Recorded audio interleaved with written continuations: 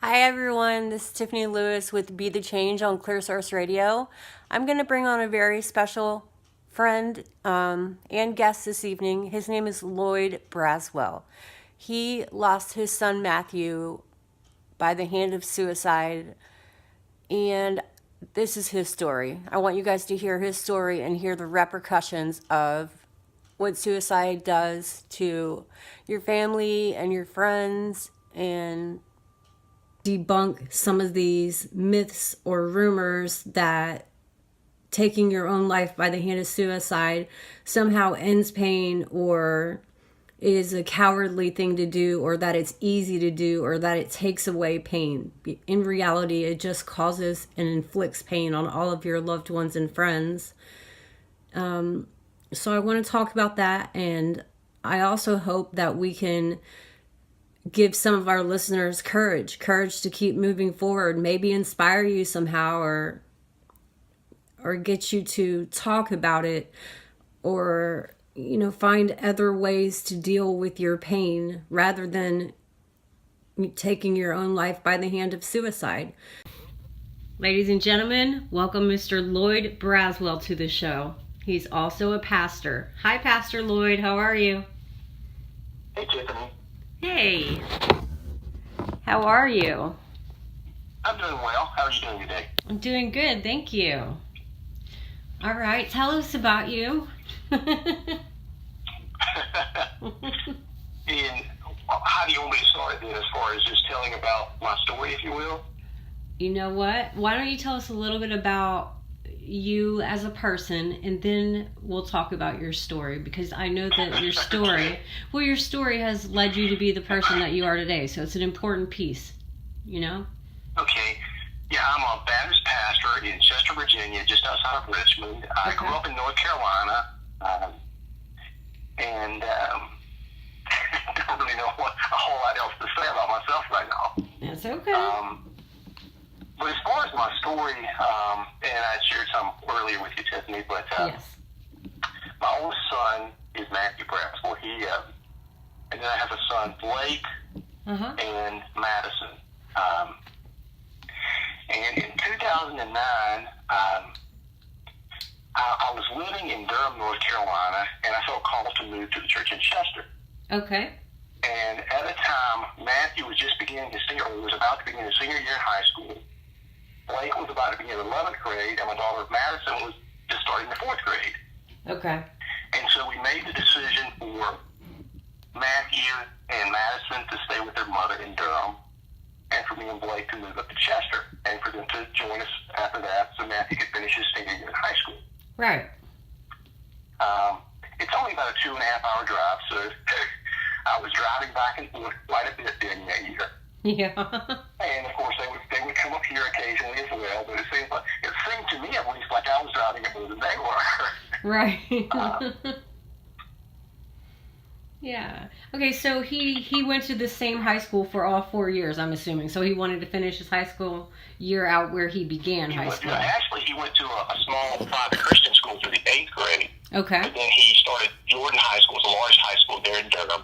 Gotcha. And was really connected with the high school and his friends there. So, of course, he wanted to finish the high school there. Okay. That makes a lot of sense.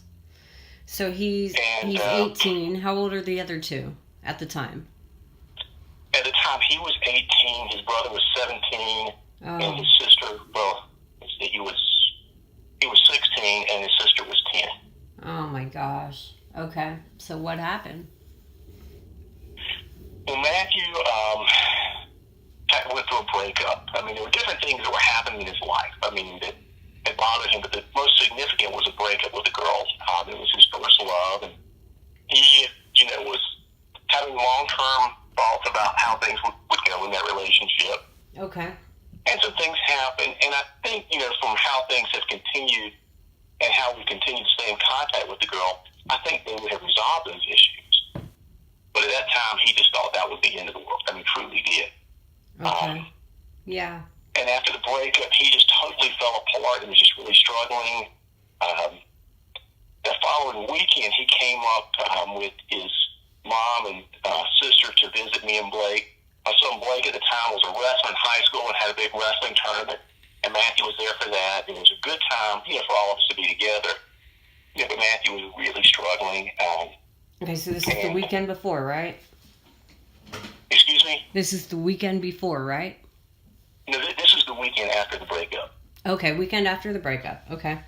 So a big wrestling tournament. He came to see us just because he just needed to get away. He was working at Cece's Pizza. Okay. And, just took some time off of work and came up that weekend to visit with us. Sure.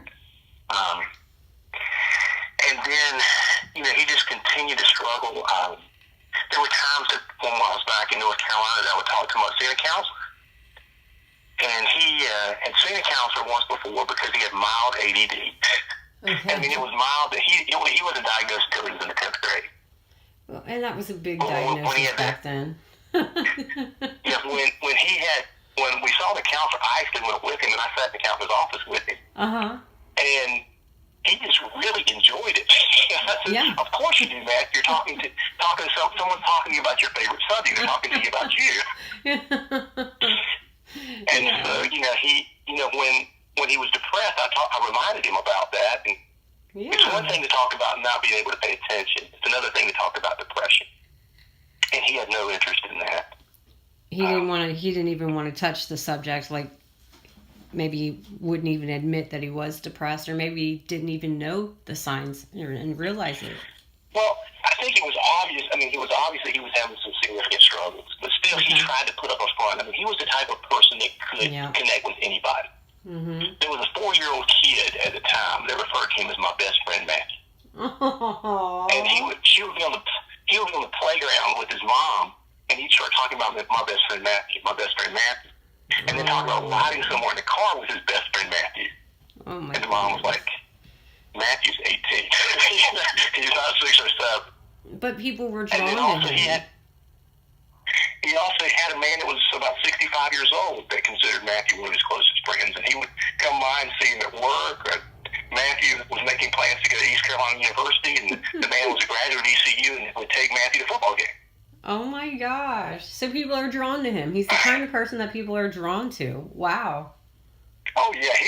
He could connect with most anybody, and he had this bubbly personality that, always come across as happy and just happy-go-lucky kind of person.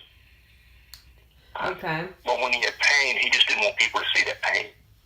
Okay.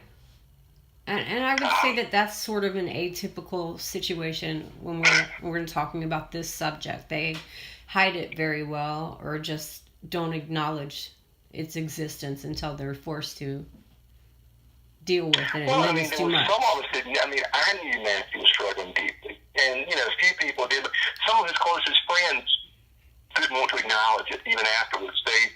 Matthew there was an overdose on methadone, some pills that he took, and some of his friends don't want to accept it was suicide, but it was really obvious that it was. Seriously, because they didn't want to acknowledge that Matthew was that sad, that down.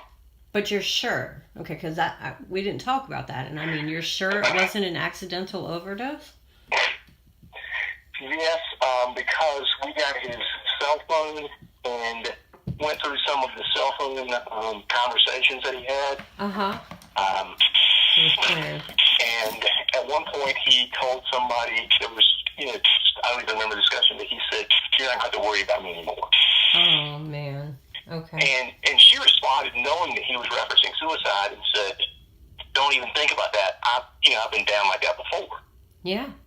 And he didn't really respond to that, but and then I know who he bought the pills from. Okay. And it seemed like that the sense I got is that he got the pills with plans to take his life, or considering taking his life. Right. And then it seems like something happened that night. He was at a friend's house, at a girl's house, and there was some text that he had, and she responded, "He can't talk right now. We're in a serious conversation." Okay, so a girl... And I think something happened that night, yeah. Okay, so he's at a friend's house, just a female friend's house, not a girlfriend, and they're having a serious conversation about something. He's got methadone in his pocket or on his person. You text him, and then she says, "We can't talk right now. We're having a serious discussion." Right? Well, someone else did text him, and he said that. Actually, I did talk to him some that night. Okay. And he had, after the breakup, he said that he wasn't going to drink or do drugs or anything because he didn't want it to be a crutch. He wanted to deal with it. Okay. But I think after a period of time, he just got to a point where he just wanted something to numb it. Yeah. So I knew he had started drinking and was using drugs. Mm-hmm. And after the fact, I found out that it had escalated a lot. Okay. And I knew that night when I was talking to him that he was under the influence of something. It was obvious in his speech. Yeah. But I talked to him about coming out and visiting us the next weekend, and he had plans to visit his godparents in Pittsburgh the following week when he was going to be out of school for spring break. Okay. And I was how talking to long him is about this? that, but How long is this things after just the didn't breakup? feel right. How long was Excuse it? me? How long was it after the breakup? How long had they been It was broken about up? about 2.5 months. Okay, so time has gone on. He realizes they're not getting back together, I guess. Okay. Well, and I think it was over a period of time he thought he could deal with it and then just Yeah. continue to struggle over a period of time. It just, the pain didn't go away. In some ways, maybe the pain got worse, and I think as he was turning to drugs, that probably intensified some of the pain in some ways. Definitely. Yeah, and especially depending on the drug, it definitely intensifies things. Okay. So, bring me up to how long was he with the girlfriend, and whatever you're comfortable telling us about her and where your relationship is with her now. It had not been like a really long relationship. I mean, they'd only dated for 7 or 8 months at the time of the breakup. Okay. But I mean, for him, it was the first time he had a serious relationship at all. And I mean, he was already thinking, long-term marriage and all these sorts of things. I mean, he talked to me about that. Yeah. High school love. Yeah. And like I said, things had gotten serious, and I think they had some physical relationships that she had told her parents about, and they had asked her to break up with him. Okay, so her parents asked her to break up because it got taken to a physical level. And then what happened? And she respected that, and he thought that they had asked that was probably the case, but he didn't know that for sure. Oh. And, we had stayed in touch with her, and actually my daughter, who's now 18, stays in touch with Emily, and Emily is about 23, 24 years old. Okay. And she still carries a picture of Matthew, and she keeps it, right with her, beside her bed at night. And I feel like it's a relationship that probably would have worked out, but Matthew, at that point, could only see tunnel vision. He couldn't see anything but the pain that he was in. right, and the parents saying, And then stop. beyond that, Gotcha. he couldn't see how much he was loved and how much pain it would cause to others if he ended his life. Okay. So Matthew was he felt someone like that had a lot of people that really loved him and cared about him, but he didn't realize it. In the midst of the pain, he just saw his pain and he saw, like, I don't matter to anybody. Oh, he thought that? That was the sense that I got from him, yes. Okay. And then what? Well, and I don't know. So that night he was at this girl's house, and then he took, the methadone, and we didn't find out anything until the next day. Oh my gosh. He had been staying with a friend, and we thought he was staying at his friend's house, and so the next morning his mother's calling the friend and can't get in touch with him. She goes by the friend's house, and then she thinks that he might have gone to see this girl, so she is trying to get to her house when the police call. Oh my god. And the police called and said for her to come home. Oh my god. At that point, she knew, something was up, and so she went home and she was informed, and then she called me, and I had to go to the high school to get my son and tell him about it. And then I drove back to Durham and had to go to my daughter's school to get her. She was in a private school that was, at the time, we were just starting the 12th grade. It was kindergarten through 12th grade. Right. And Matthew had been at that school through middle school and had gone to public high school. Okay. And the kids at the high school had been texting the kids at the private school, and so the news was all over Madison's school. Oh, my God. But they were really trying to keep her from finding out. On the news, yeah. Okay. About what had happened with Matthew. And for Madison, even though she was only 9, 10 years old, I mean, she was close to Matthew, and she really grasped everything that was going on. And when I picked her up, she was almost like numb. I reached out to hug her, and she just couldn't hug me or anything. Oh, my God. We went back to the house, and Blake could not go in the house. Mm-hmm.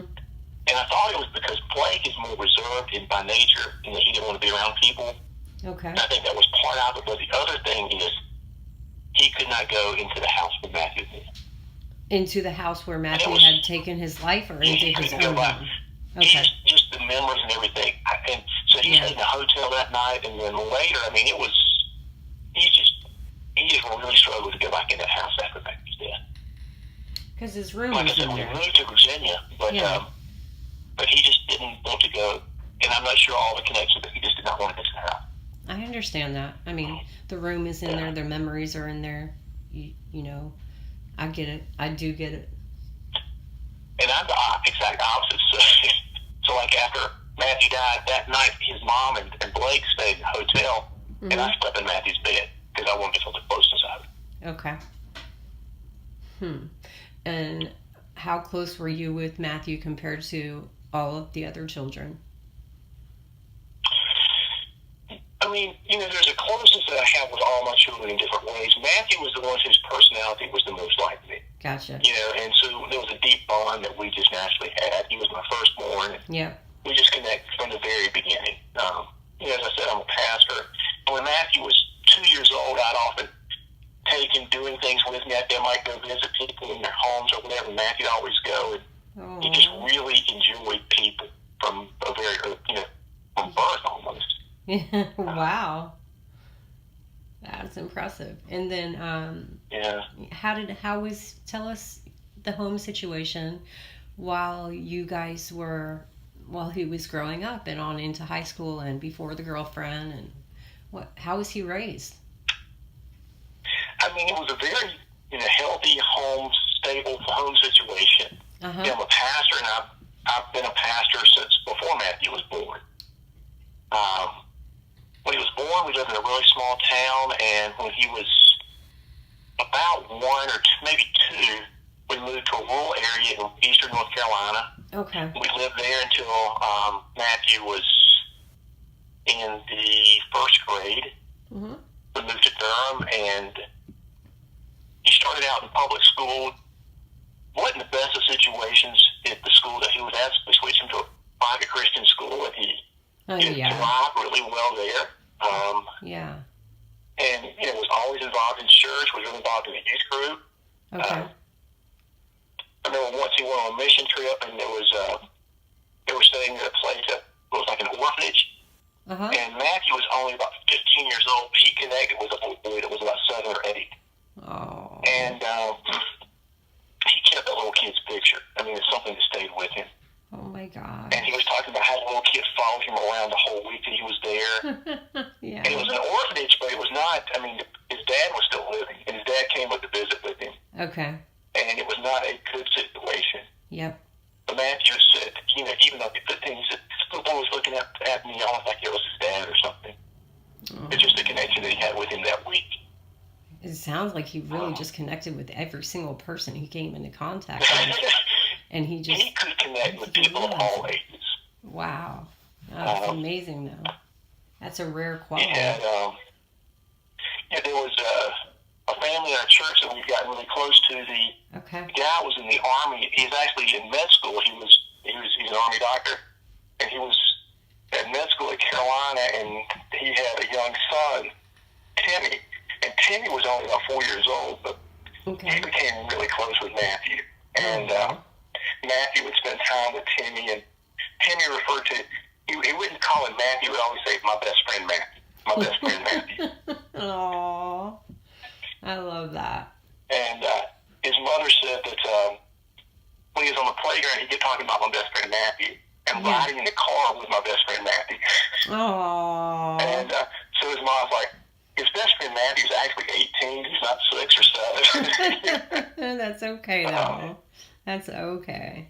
And then there was a man in our church that was about 65 that was really close with Matthew. And Matthew had been accepted to East Carolina.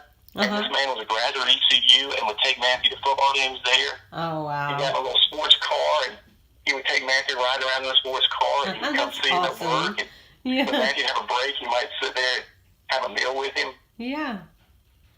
That's awesome. So, yeah, he was the kind of person that could connect with anybody.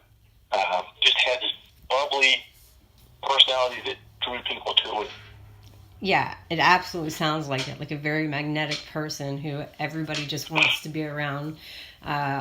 Just my guess is he was easy to talk to, and people felt really comfortable around him, regardless of age. And after, even since his death, I've had, people, if we had set up a Facebook page in his memory, okay. And people, I had some girls that would say, "You're the first person that, I ever rode with in a car, from school." Oh my gosh. Or, you were teaching me about driving, or, you were there for me when I was going through hard times. You were somebody I could always turn to. Oh my gosh. How long have you had that Facebook memorial page going on? Well, we had someone that set it up for us, just about a month or so after Matthew died. Oh my gosh. And so it's taken on its own life, we're 6 years later, right? Yeah. Wow. Yeah. Wow. That's especially incredible. early on, people would post on it more than they have later. Right. But people will still go on to it to post occasionally now. That's incredible, though. I mean, it's heartbreaking, but it's incredible that many people had something that they were personally involved with him, has a story with him, not just some memory, but I remember when Matthew did so-and-so or did this. He had a personal relationship with so many people. And the church I served in Durham was right beside the high school that he attended. Okay. And I had some friends that were pastors, and one of them's wife was a counselor at the high school, and they set up a service there basically for the high school kids the day after Matthew died. Right. And, they told me, you don't have to come, but I came and just kind of sat in the back. But it was just for people, because there were so many kids that had connected with Matthew, and for them to be able to have an outlet. And then we did this funeral actually at a different church because we needed a larger facility. So it was the largest church in the area where we had a service. Okay. And there was probably 800 or 900 people or more at that service, and then probably 250 or so at the service the day after his death. Oh my gosh. Yeah. How did you deal with all those people? Well, I mean, in the midst of it, it's just, you kind of go through the motions. I mean, I felt like I was fully present with things, but I went through the motions. And then I actually felt a desire and a need to share some things at Matthew's funeral. And I spoke, just sharing personal stories about Matthew. And then I'd ask 4 or 5 people, other people was actually, some men that were close with Matthew to share. And it was one of those things that's kind of like, this isn't really hard to do, but if you can do it, I can do it. Yeah. So, and it's one of those things I tried to share some funny stories as well, just to kind of keep things light, because I think that's what Matthew would like. And at one point, I said, a lot of people would be embarrassed that everybody's talking about how wonderful they were. But I can just imagine Matthew walking into the back of the room right now, sitting back there wearing his flip-flops and saying, "Is that all you got?" Oh my gosh. Wow. That's awesome, though.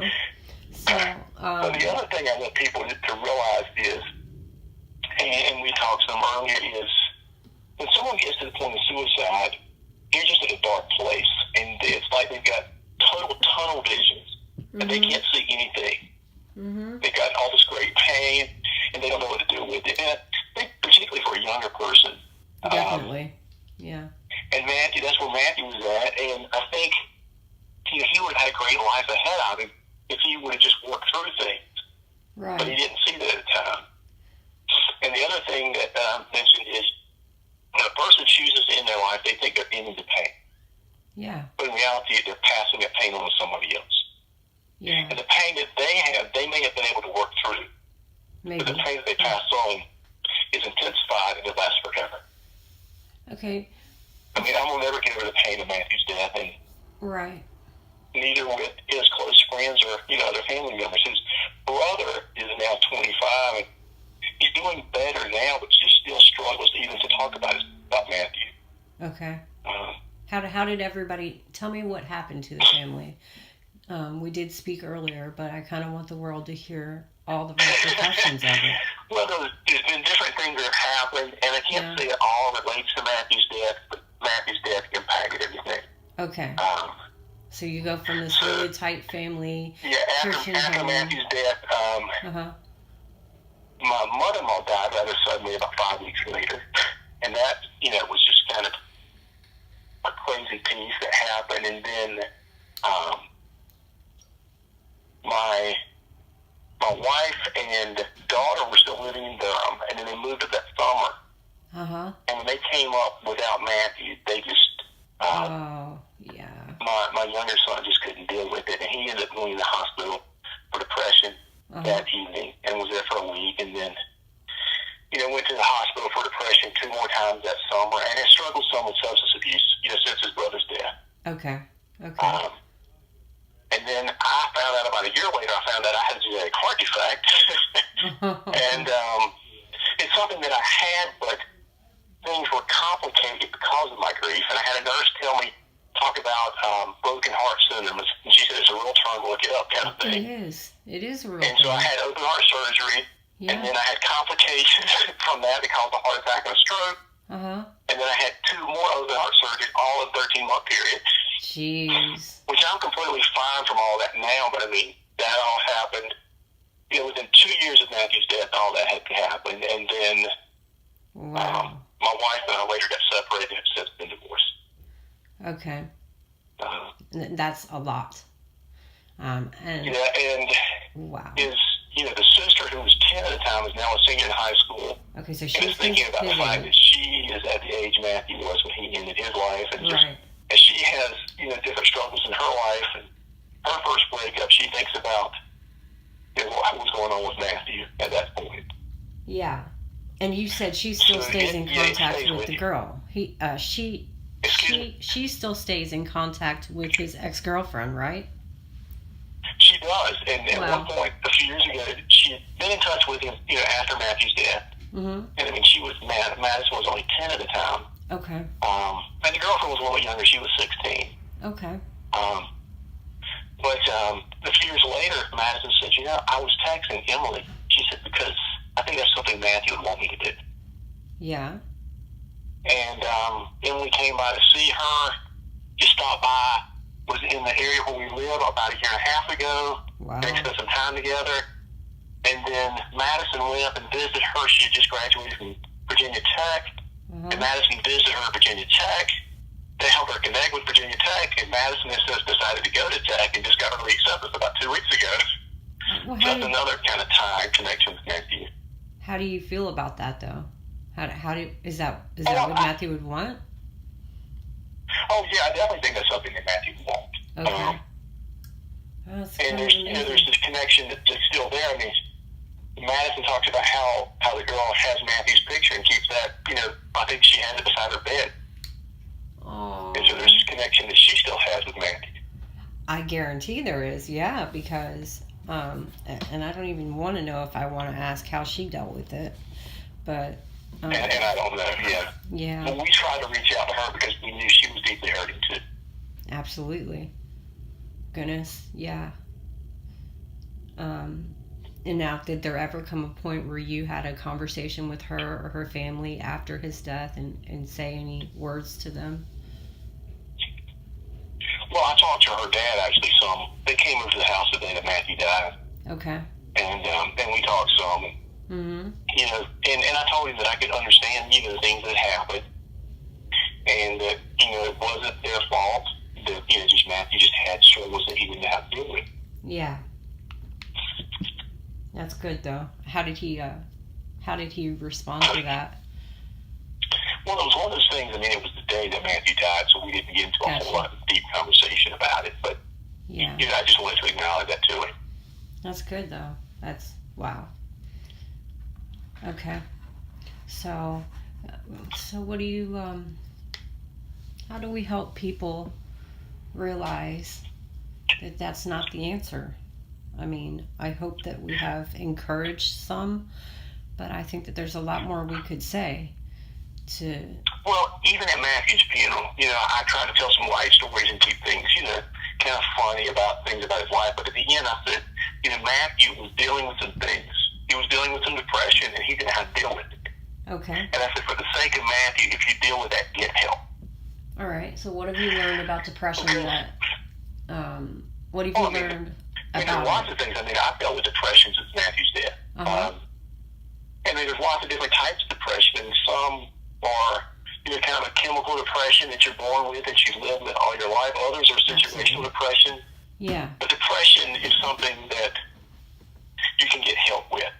Yeah. And when you go through a hard situation, you can get help and work through that. And does it work to get help and work through that? Does it help to talk about it? Oh, yeah. It does? Sure. Wow. I've been through a lot of counseling since Matthew's death. I've had 2 different counselors, and I've been on antidepressants, and it's been hard. My dealing with my depression because of Matthew's death. Yeah. But you just have to push on for yourself and for others. Right. And it sounds like a lot of people are living in his honor. Like the girlfriend having the picture next to his bed, and your daughter maintaining contact with her, now going to that school. I see a lifelong friendship for those two, which might not. Definitely. And I think that it helps Madison to have Emily in her life. And it helps Emily for Madison to keep it tied too. Definitely. I can see that.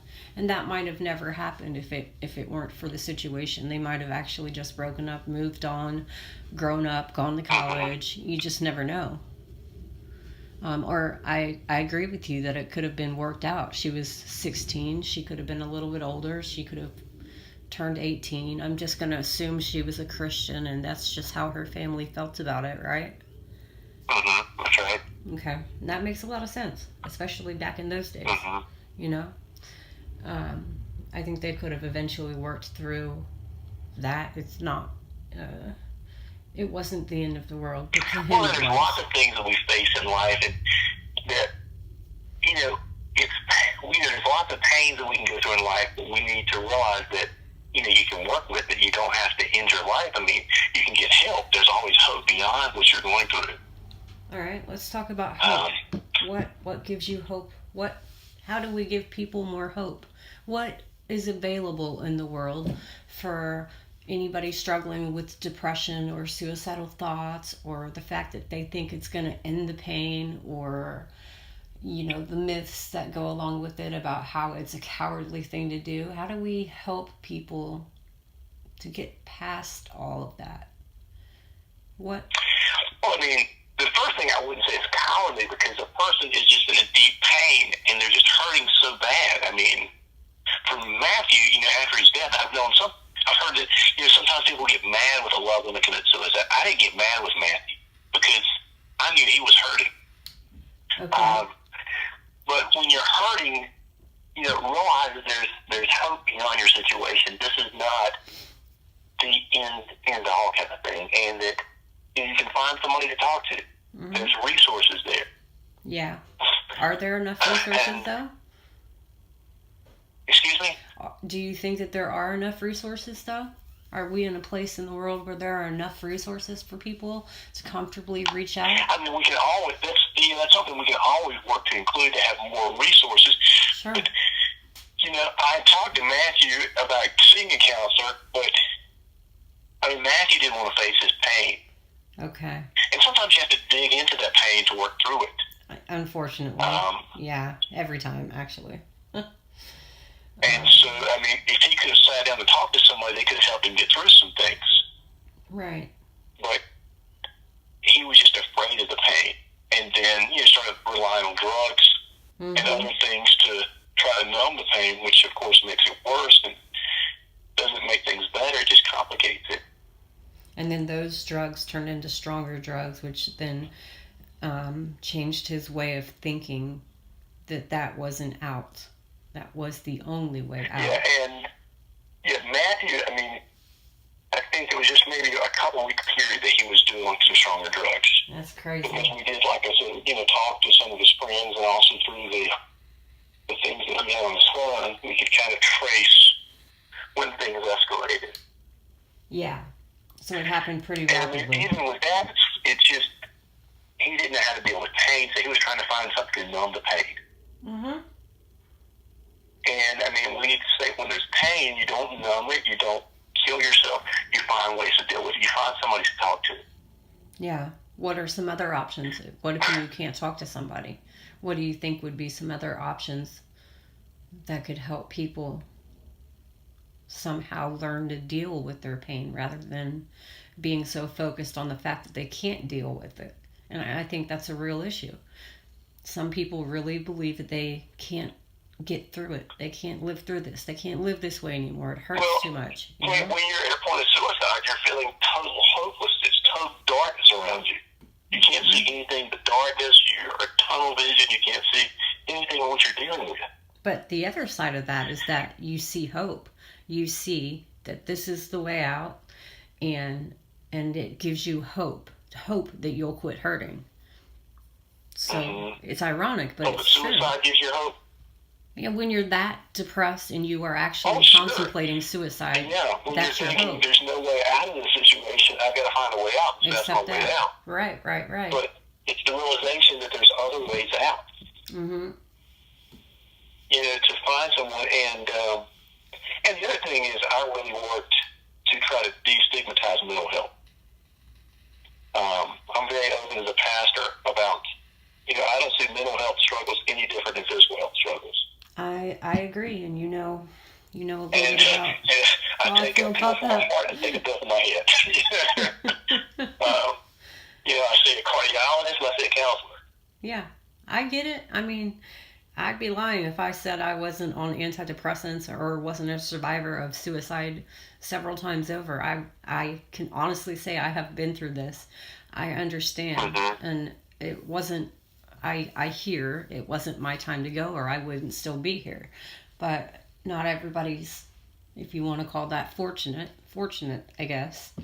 Some actually are able to succeed, and I don't know what happens after that, but I know it shatters everyone around them, and I know that you don't realize how many people you're hurting by doing it. It's back to that tunnel vision. You're not thinking about, well, I'm going to hurt so-and-so. You actually become in this mindset where you're like, well, I won't be a problem anymore. I won't be in the way. I'll never hurt you again. You know what I mean? Does that make any sense? Certainly. So, and from reading Matthew's text, I could sense that's where he was at. At one point he said, you don't have to worry about me anymore. Right. He felt like the weight of the world on his shoulders, and that's exactly how you feel when you're actually to the point of not only have you thought about it, but you've put a plan into action. I believe that most people definitely plan a suicide. That's the plan. Come up with a plan. Some even pick a day. There's even groups out there, if you can believe this, called the Blue Whale, where they have like a 2-week plan or a 30-day plan, and they do all these things up to the day of their death date, which is whatever date they pick, and then they do all these stupid challenges and then ultimately kill themselves. And it's like a cool thing to do for kids between the ages of, let's say, 9 and 15, 16. I'm serious. It's amazing. It's if that's not the devil, I don't know what is. Definitely. Now for Matthew, I think, and his mother kind of views it differently. She thinks that he planned on doing it that night. I mean, for me, I think he had gotten, the pill that he could take that he knew would end his life. And I think he was considering doing it. He had a plan, had what he knew could do it. Right. And then it got to a point that some things went bad, and he decided, well, let's do it.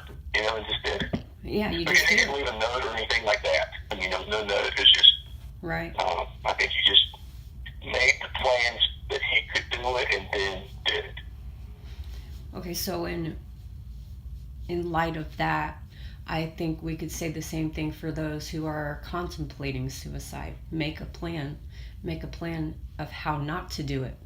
Make a plan to do this, or to go to college, or to get a degree, or to get a pet. I mean, there's got to be a plan with a lot of things that we do in life. But I think if you can plan your own death, why can't you plan your own life on working towards it? Even if you can't talk about it, get a pet.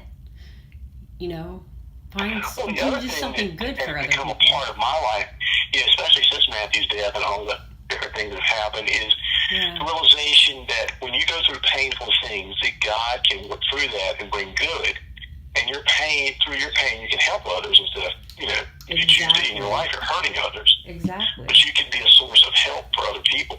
Exactly. I mean, that's why I was put on this earth, and you too. Yeah, that's where you're at. Because of your pain, you decided to turn it in to try to help other people. Yeah, I mean, there's only two ways you can go with it. You can either take it away, end it, or turn to drugs or alcohol, or a combination of all of those things put together, or you can use it to help others. And clearly, this isn't about me, but clearly that's my purpose on this earth. And I want to help others. I want anybody listening to know that they can reach out anytime to me. We want to give them options. Reach out to somebody. Stop planning that funeral and plan your life. And if you help others, you're now responsible for someone else. And it takes your mind off of you, And when somebody takes her life, I mean, that puts the thought for other people. And after one person commits suicide, often others do. I know. And if you can, instead of having a negative spiral, have a positive spiral where you can say, I got there, I was down, but I turned my life around, and I can only help you turn your life around. Exactly. And that's what I'm trying to say. You make yourself in honor of so-and-so become the reason that somebody else doesn't do it. And I know it sounds silly when I say get a pet, but it makes you responsible for someone that you learn to love so much that you would never leave your pet.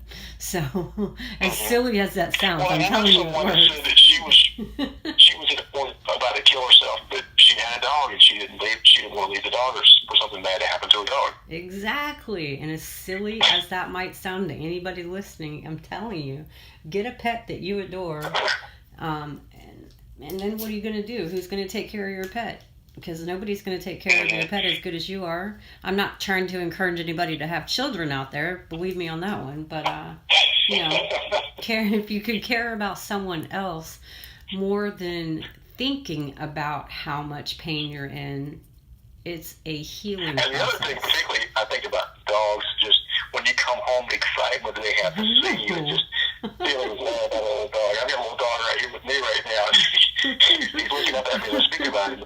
Whenever I walk in the house, he just gets so excited. That is so cool. That's a great thing to see. I love it. I mean, yes. And you wouldn't want to walk away from that. You wouldn't want to leave that pet's life in someone else's hands. And dogs get heartbroken too, right? As do all pets. Well, the dog that I've got is he's about 10 years old, and Matthew picked him out. Aww. And after Matthew died, he was not going Matthew. Yeah, they're very sensitive. There were times I went Matthew when I'd lay on his bed, and Buddy would come to the door. Yeah. And just stay at the door. And then I'd call him. If I called him to go to Matthew's room, he'd come in. But otherwise, he would not come to Matthew's room. Oh, I get it. Okay, so he definitely grieved over Matthew's room. Oh, I know he did. What happened with the house? Do you guys still own the house, or did you sell it? That was when we were living in Durham, and we've all moved up to Virginia now. So we sold the house when we moved to Virginia. Okay. So it's all new memories now, new homes, new schools. The kids are older. And long-term repercussions on the other kids, like other kids that went to his high school or your other children. Give me some things on how they turned out because of it, and would they have they turned out differently, or? Oh yeah, and Blake, his brother, who's 25 now, he's told me, and he's one that doesn't talk about his feelings, and doesn't talk about Matthew a whole lot. But he is at times in my life would be totally different if it weren't for Matthew. What happened with Matthew? Right. And I I don't know And why. he's just, struggled with issues ever since Matthew's death. I guarantee it. And is, beginning to make some progress in some ways now, but I mean, it's been 7.5 years. Okay. Wow. And that's not something you can get over. Madison's one, I mean, she did a lot of the healthy things after Matthew died. I mean, she wrote poems about Matthew. She wrote songs about Matthew. That's awesome. Sent him an email and was telling him about Emily coming over to the house. Mm-hmm. She had a guidance counselor that was encouraging her to get pictures together. Yeah. And she did those things, but still it has stayed with her. I mean, she's almost the age now that Matthew was when he died, and so she thinks about that a lot. That's got to be hitting her hard at this age. Yeah, that has to be. She said it was hard for her to turn 18. I know, yeah. Because she said that's how old he was when he died. And for years she thought about, I don't want to turn 18. Yeah. It makes so much sense, and, too. About 6 weeks ago she turned 18. And then the other child, Blake, is the age he would have been right now, right? Well, Blake is 25. Matthew was a year and a half older, so Matthew would be 26. So you think it was hard when he turned, well, I guess when he turns 26, how do you think he's going to deal with that?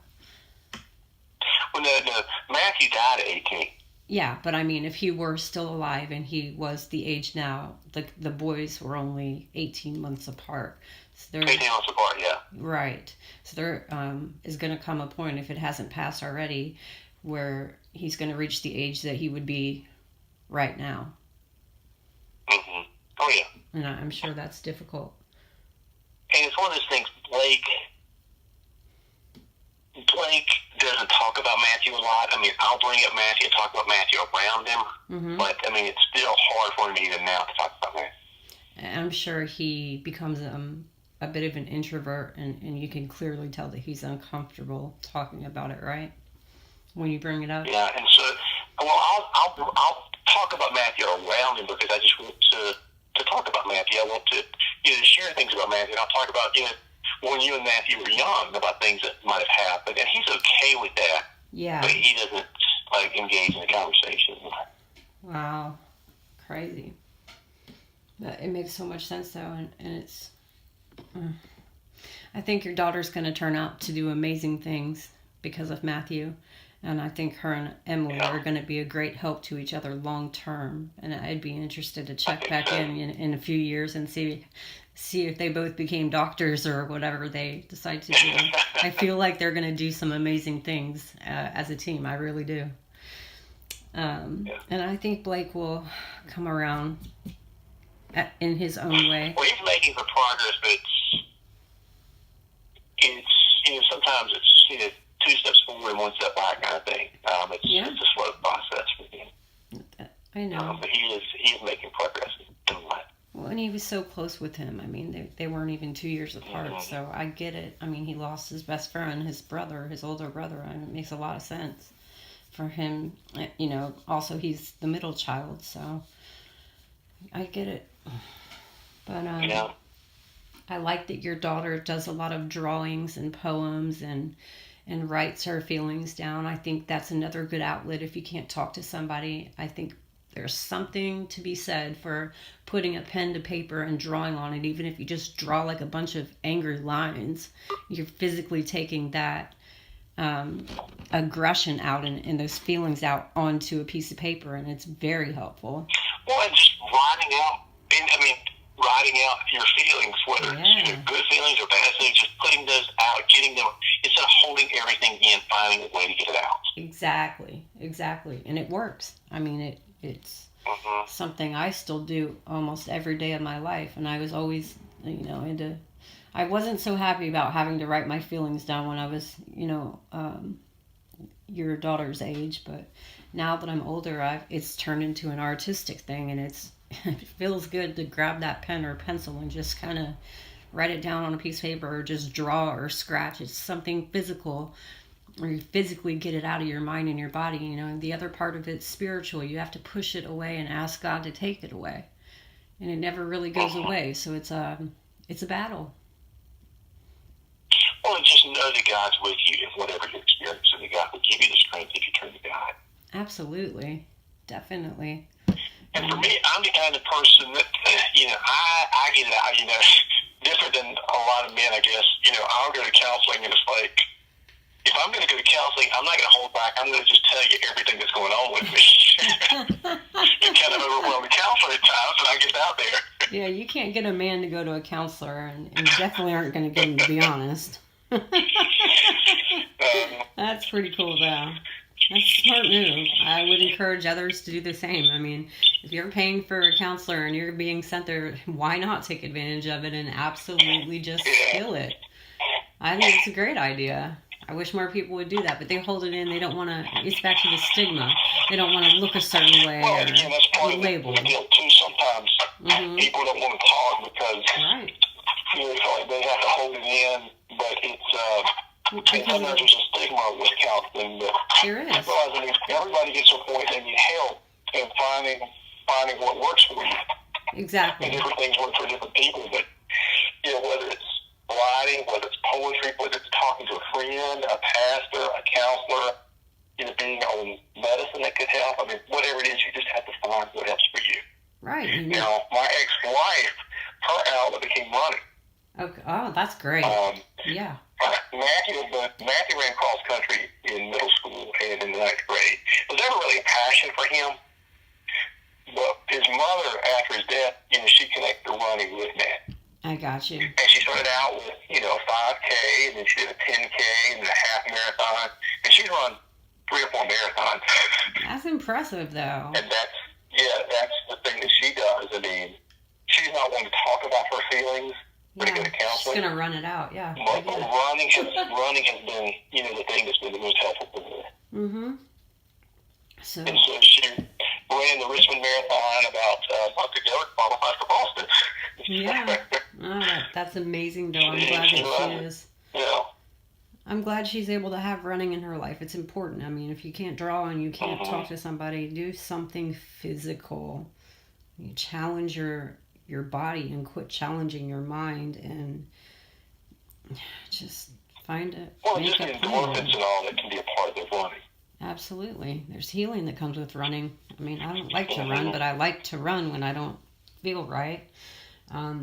It's another one of those physical things. Every step you run, every step you take, you're like anger, getting it out 1 foot at a time, literally. It was kind of interesting in this. She started running as I'm beginning to have heart surgeries. Okay. And I was in a cardiac rehab one time, and I'm walking on this treadmill really slow doing the rehab, and I've got these assistants with me, and I'm like, my wife just ran a half marathon. We're in different places right now, but but it's great that you've healed from all that. No, it's great that you've healed and recovered from all those heart problems. There really is such a thing as a broken heart, and animals sense it just as much as humans do. It really, a lot of people don't think you can actually die from a broken heart, but you definitely can, and I agree. Google it. It's true. Well, and like I said, for me, I mean, it was a genetic issue that was there, but I think my grief made things a lot worse. Definitely, yeah. Because like I said, in a 13-month period, I had 3 open heart surgeries, a heart attack, and a stroke. Oh my gosh. It's kind of like anything that can go wrong did go wrong, but yeah. Now I just see my cardiologist every 6 months, and everything's good. That's great. No restrictions, and me and my son went skydiving about a month and a half ago. That is so cool. That is very cool. Oh, well, thank you so much for sharing your story with everyone. Any other words? Well, thank you, Tiffany, and I really appreciate all that you're doing. Thank you. Would you like to offer any other words of hope for people who might be listening who are actually contemplating suicide? Let's give them some hope and some reasons not to, other than to come up with a plan. Also coming back to the fact that, I'm a pastor and a person of faith, God is with you, and sometimes in the midst of your strongest pain, you don't feel God's presence, but God is there with you no matter what. Absolutely. And if you turn to God, God will give you the strength that you need. Mm-hmm. God will give you the strength that you need just to keep going to make it another day. No. And sometimes it's that decision to make it the next day that pushes you to another day. I know. And then begin looking for places to find help. Right. and definitely make a plan. And it is one day at a time. Sometimes it's 1 minute at a time. And I keep using the word plan because maybe you can just plan to make it to tomorrow, or plan to make it to next week, or plan to take a trip to Europe or something. And for those that... Go ahead. I can't remember, there's a program called Will to Live Foundation. Okay. And it was founded by a guy who was actually a pro baseball player whose son named Will committed suicide. Okay. And they talk about Will to Live, and they got bracelets with it, and they have Will to Live teammates. Yes. And the idea is connecting with other people, and when you're down, connect with one of your teammates to talk to. Have a Will to Live teammate. Yep. That you can talk to or turn to, whenever you're dealing with. And it's not just for people that are feeling suicidal. It's just, he started this program for anybody. I mean, he's from, he played baseball, and being a teammate was an important part of his life. Yeah. And so, having some friends and saying, we're friends and we can talk about things. Yeah, peer to peer. I mean, that's a big part. People that you can turn to. Exactly. And to know that they're there for you and you're there for them. Exactly. I think healing is a lot like... We all are going to have hard times in our life. Yeah, and healing is a lot like a 12-step program. You have to have a peer or a sponsor or somebody that you can talk to and you can trust. It's a big piece of... And the 12-step programs are important, but the most significant part of the 12-step program is having, the person to talk to. Right, and being able to without being judged. Or fearing repercussions of whatever doctor may write whatever notes. Like, there's a serious fear of the repercussions, and back to the stigma, So I think it's very important to have peer-to-peer groups and someone you can actually talk to and just be supportive for each other. There's nothing wrong with being depressed. There's nothing wrong with you when you're depressed. I mean, most people have periods in their life that they go through depression. Seriously. And it's a lifelong battle, and sometimes it's medication. And like I said, to me, mental health is no different than physical health. I mean, in some ways, mental health struggles are more difficult than physical health struggles, but, we have both of them in our lives, and we don't need to stigmatize them. We need to do all we can to remove any stigma related to mental health struggles. I totally agree, and I hope that my future with meeting you and getting to know you leads us to ending the stigma. I really hope that we can find ways to make that happen. It's going to take a lot, but I think it's possible. I really do. Well, we just need to do the things that we can do to help it happen. Exactly. Oh, awesome. Well, thank you so much for interviewing with me. I really appreciate you sharing your story and opening up. And well, thank you, Tiffany. You're welcome, and you have a good day.